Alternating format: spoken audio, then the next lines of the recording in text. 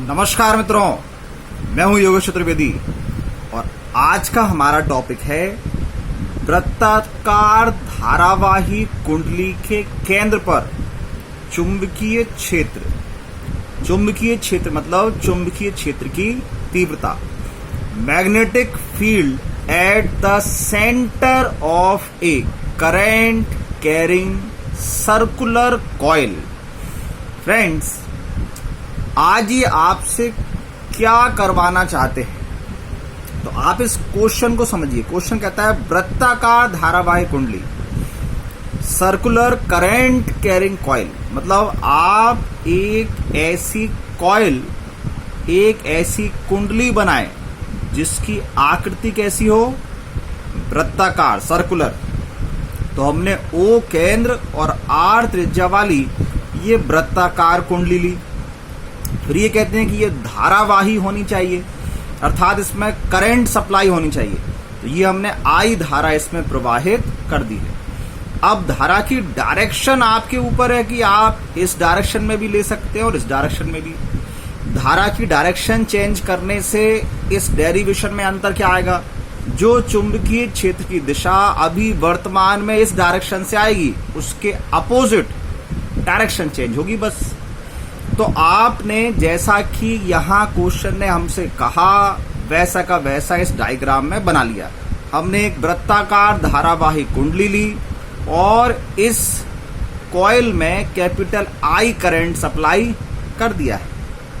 अब हमें क्या करना है? तो इसके सेंटर पर मैग्नेटिक फील्ड इंटेंसिटी फाइंड करनी है, चुंबकीय क्षेत्र की तीव्रता ज्ञात करनी है। तो फिर वही बात आती है कि कैसे ज्ञात करनी है। तो फिर आप ये जानते हैं कि हमारे पास चुंबकीय क्षेत्र की तीव्रता ज्ञात करने के लिए जो फॉर्मूला है वो अल्पांश वाला है। तो आपको स्मॉल एलिमेंट एक अल्पांश इस पर लेना पड़ेगा। तो फिर उस अल्पांश के कारण जो तीव्रता केंद्र पर आएगी, उसकी सहायता से हम इस पूरी कुंडली के कारण केंद्र पर तीव्रता ज्ञात करेंगे। तो इस प्रकार ये हमने एक रूपरेखा तैयार कर ली इस डेरिवेशन की। हमको क्या करना है, चलिए देखते हैं। यहां मैंने क्या लिखा हुआ है। चित्र में O केंद्र तथा स्मॉल r त्रिज्या वाली एक वृत्ताकार धारावाही कुंडली है जिसमें कैपिटल I धारा प्रवाहित हो रही है। इसके केंद्र O पर, ये इसका सेंटर है, चुंबकीय क्षेत्र की तीव्रता ज्ञात करना है। ठीक है। अब इस तीव्रता को ज्ञात करने के लिए फिर हमने क्या किया? माना कुंडली की परिधि पर, ये जो उसकी सरकमफ्रेंस है, परिधि, इस परिधि पर DL लंबाई का एक अल्पांश AB है। ये DL लंबाई का एक स्मॉल एलिमेंट AB लिया। अब इस स्मॉल एलिमेंट के कारण हम केंद्र O पर तीव्रता ज्ञात करेंगे, जिसके लिए हमारे पास नियम है बायो-सावर्ट लॉ। तब बायो-सावर्ट के नियम से AB अल्पांश के कारण केंद्र O पर चुंबकीय क्षेत्र की तीव्रता, फॉर्मूला होता है dB। अब अल्पांश स्मॉल एलिमेंट है तो तीव्रता का भी स्मॉल एलिमेंट लिया, तीव्रता होती है B, ये हो गया dB। μ0 upon 4 pi I dl sine theta आता है यहाँ, sine theta upon R square. R मतलब अल्पांश से दूरी। तो यहाँ अल्पांश से केंद्र की दूरी R है, तो R से M2 से हम आ गया। यहाँ थीटा 90 क्यों लिया? देखिए, ये जो सरकमफ्रेंस है, ये जो परिधि है, परिधि पर जो रेडियस है वो हमेशा लंबवत होती है। मतलब इस AB अल्पांश और AO त्रिज्या के बीच बनने वाला जो एंगल है वो 90 डिग्री होगा। क्यों? क्योंकि ये परिधि है और ये त्रिज्या है। परिधि और त्रिज्या हमेशा कैसी होती हैं? परपेंडिकुलर, लंबवत। तो इसलिए ये एंगल आ गया 90 डिग्री। साइन 90 की वैल्यू होती है 1। तो फॉर्मूला हो गया आपका dB is equal to μ0 upon 4 pi I dl upon R square. Unit है न्यूटन पर एम्पियर मीटर, क्योंकि हम μ0 अपॉन 4 पाई अर्थात SI यूनिट में काम कर रहे हैं।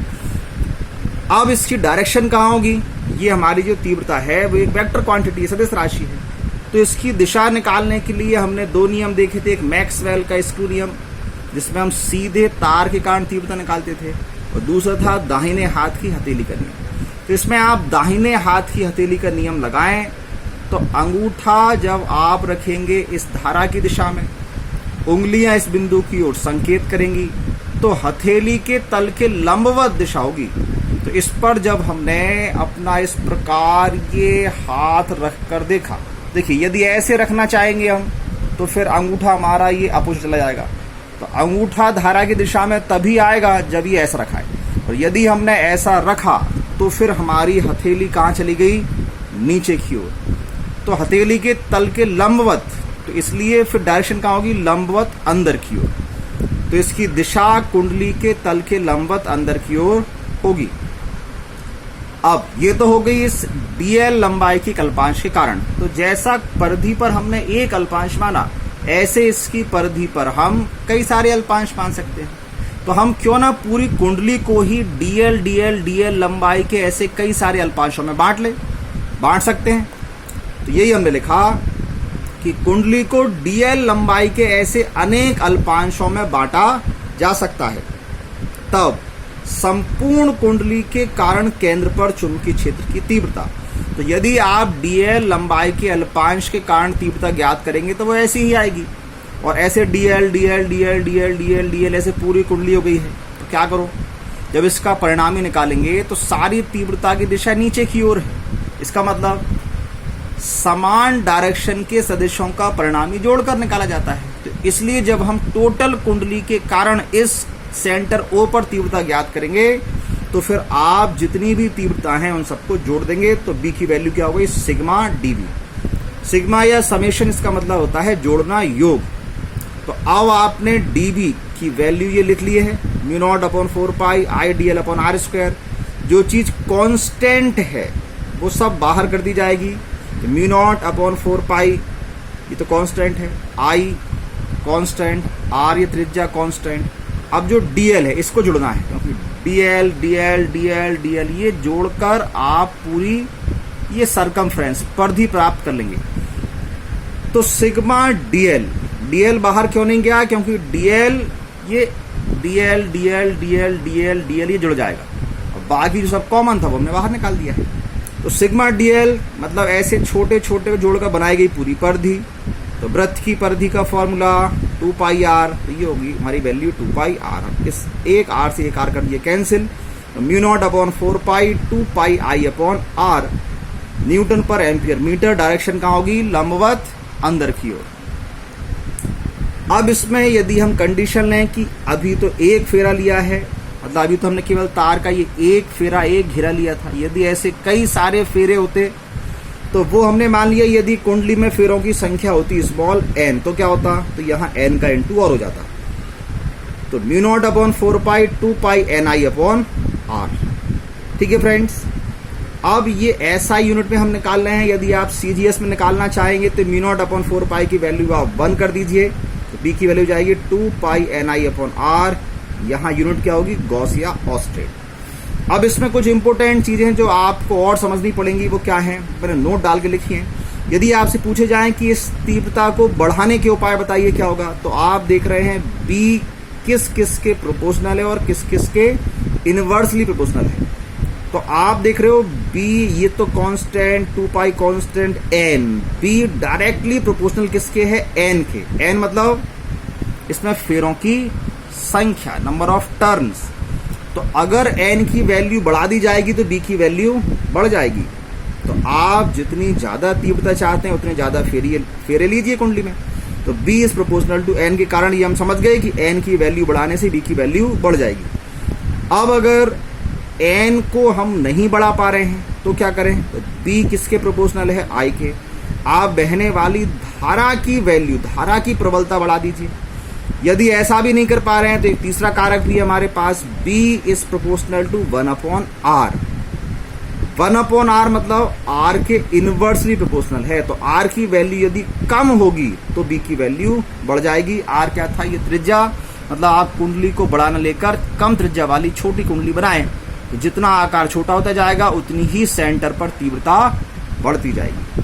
तो इस प्रकार ये 3 हमारे पास फैक्टर हमको मिल गए जिसके द्वारा हम तीव्रता की वैल्यू बढ़ा सकते हैं अथवा घटा भी सकते हैं। अगला नोट लगाया है इसमें इसकी दिशा के बारे में। यदि आपसे इसकी दिशा के बारे में पूछा जाए तो इसकी दिशा या तो लंबवत अंदर की ओर होगी या लंबवत बाहर। सेंटर पर बात चल रही है तो सेंटर पर इसकी जो सेंटर से जाने वाली लाइन है वो अक्ष कहलाती है, तो इसकी अक्ष के अनुदिश होगी। मतलब इस कुंडली के केंद्र पर जो तीव्रता की दिशा है वो कहाँ होगी? इसकी अक्ष के अनुदिश। अब अक्ष के अनुदिश या तो बाहर या फिर अंदर। अब कब बाहर और कब अंदर? तो जैसे ये आप अभी देख रहे हैं ये क्लॉकवाइज है, दक्षिणावर्त है, तो डायरेक्शन कहाँ रही है? अंदर की ओर। तो यदि एंटी क्लॉकवाइज होती तो डायरेक्शन कहाँ थी? ऊपर की। इसको आप स्क्रू नियम से भी समझ सकते हैं कि यदि हम स्क्रू को ऐसा क्लॉकवाइज घुमाते हैं, ऐसा क्लॉकवाइज घुमाएं, जैसे ये स्क्रू होता तो क्लॉकवाइज घुमाते, स्क्रू कहाँ जाता है? नीचे। और एंटी क्लॉकवाइज घुमाते तो कहाँ आता है? ऊपर। ये अपने अपने याद करने के तरीके हैं। तो आपको इसकी डायरेक्शन कहाँ मिलेगी? सेंटर पर, हमेशा इसकी अक्ष के अनुदिश, अक्ष की दिशा में, या तो लंबवत अंदर या लंबवत बाहर। अंदर कब? जब धारा हमारी क्लॉकवाइज है, बाहर कब? जब एंटी क्लॉकवाइज है।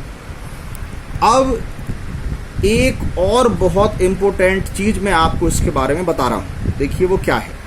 अभी हमने पूरी कुंडली के कारण सेंटर पर तीव्रता निकाली है। फॉर्मूला आया हमारा 2 पाई NI/R या 2 पाई I/R। यदि एक फेरा है तो ये और n फेरे हैं तो। यदि हम एक फेरे की बात करें तो हम यहां से देख रहे हैं। अब यदि मान लीजिए आपसे कहा जाए कि हमको पूरी कुंडली के कारण तीव्रता नहीं चाहिए, हमको तो इसके कुछ भाग के कारण ही तीव्रता चाहिए, तो हम क्या करेंगे? तो देखिए इसी फॉर्मूले में हम कुछ चेंजेस करने वाले हैं। कैसे? जब आप पूरी कुंडली के लिए देखते हैं तो ये I और R तो सेम टू सेम रहने वाला है, लेकिन ये जो 2 पाई है, ये 2 पाई क्या हो गया? ये वाली जो R है, यदि इसको मैं एक पूरा राउंड ले लूं तो पूरी कुंडली हो जाएगी। और एंगल कितना बनेगा? 2 पाई। तो यदि पूरी कुंडली लेने पर एंगल 2 पाई आता है, तो यदि मैं कम कुंडली लूंगा, इसका एक छोटा सा ही भाग लूंगा, तो फिर एंगल पूरा 2 पाई नहीं आएगा। बस इसी लॉजिक से हमने देखिए एक और फॉर्मूला यहां पर तैयार कर लिया है, वो समझिए। R त्रिज्या तथा L लंबाई के चाप के कारण केंद्र P, यदि इस केंद्र जिसको O नाम दिया था इस पर मैं P पॉइंट ले लूं, केंद्र P पर जो चुंबकीय क्षेत्र की तीव्रता होगी वो क्या होगी? तो ये हमने कुंडली का एक भाग ले लिया जिसको हम चाप कह सकते हैं, जिसकी लंबाई है L, बहने वाली धारा है I, और ये दूरी केंद्र से जिस पर हमने P पॉइंट रख लिया है R है। तो ये चाप इस केंद्र पर यदि अल्फा एंगल बनाता है तो वो जो 2 पाई एंगल बन रहा था वो उसको मैंने अल्फा ले लिया। यदि पूरी कुंडली होगी तो अल्फा की वैल्यू 2 पाई हो जाएगी। यदि कुंडली पूरी नहीं होगी तो जितना एंगल बनेगा हम उसकी वैल्यू यहाँ पर रख देंगे। यदि हमको एंगल नहीं दिया है तो आप जानते हैं फॉर्मूला होता है कोण बराबर चाप बटे त्रिज्या, चाप की लंबाई बटे त्रिज्या। तो हम L/R अल्फा की वैल्यू लिख सकते हैं। तो R ये पहले से था, एक और आएगा तो ये R² बन जाएगा। तो इस प्रकार यदि हमको किसी चाप के द्वारा किसी सेंटर पर, इस चाप के सेंटर पर प्राप्त करनी हो चुंबकीय क्षेत्र की तीव्रता और हमको ये एंगल दिया हो तो हम इससे निकाल सकते हैं, नहीं दिया है तो हम चाप की लंबाई और उसकी दूरी से भी ज्ञात कर सकते हैं। ये फॉर्मूला भी हमको इसी डेरिवेशन से प्राप्त हो जाता है। फ्रेंड्स, आज के इस वीडियो में इतना ही बस, लेकिन अब आप इसको तुरंत करके देखें, नोट्स तैयार कर लें अपना बेहतरीन इसके बारे में, जो आप समझे वो आप लिख लीजिए, क्योंकि ये भी बहुत इंपॉर्टेंट डेरिवेशन है और आपको मन लगाकर पढ़ना है, जैसा कि मैं हर बार कहता हूं। तो ठीक है फ्रेंड्स, मिलते हैं नेक्स्ट वीडियो में, तब तक बहुत मन लगाकर पढ़िए। नमस्कार।